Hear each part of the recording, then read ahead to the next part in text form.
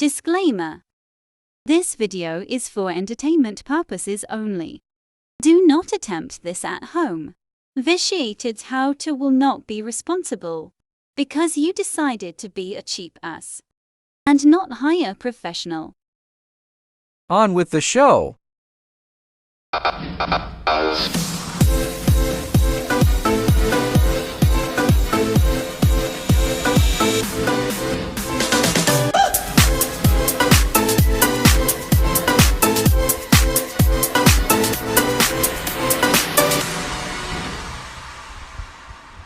Alright, welcome back. I was going to try to make this a short video, but that's not going to happen.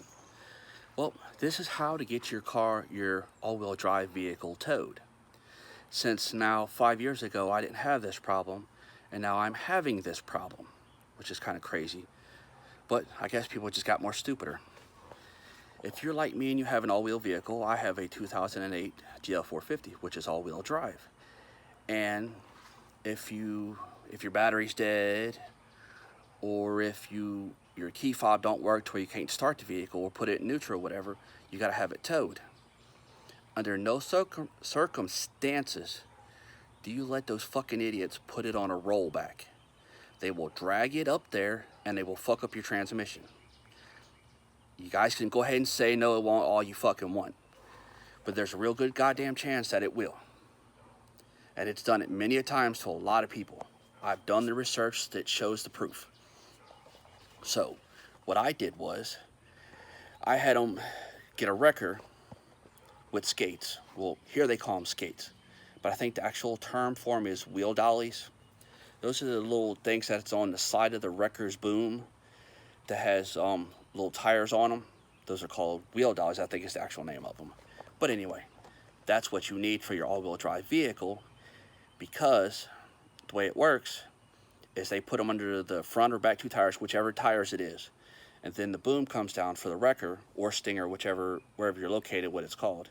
And they will grapple it and pick it up, and they will drag it down the road on those dollies. But now what I've just learned, because used to, they'd take it 100 miles. Nowadays they won't. I think the limitation is 20 miles now at most. And they will not take it across state lines either. That's just whatever the DOT is going on, because the tow companies that I'm getting a hold of through the AAA service I have, that's the problem. So there's that. When you call your roadside assistance, whether it's roadside assistance for your car, roadside assistance, your insurance, whatever. So I have AAA. I've had it for a while and I've not had no problems with it. So that's why I've stayed with it.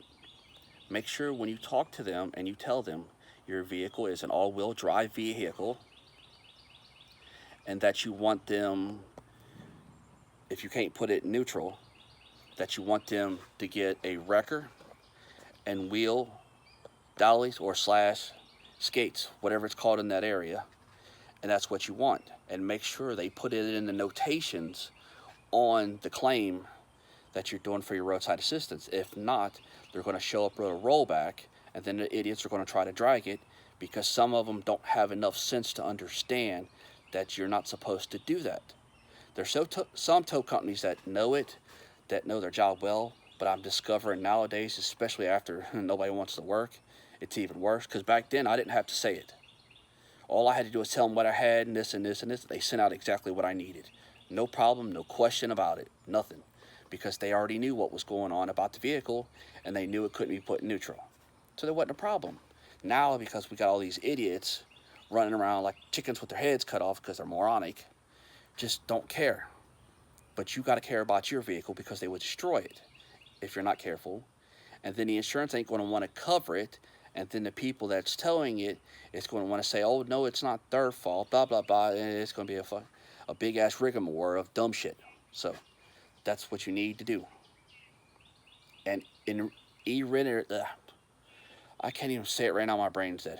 Make sure that every time you talk to your roadside assistants, if they can't find somebody, make sure they put it in the notes. That's what you need, and make them read it back off to you. Nothing to it.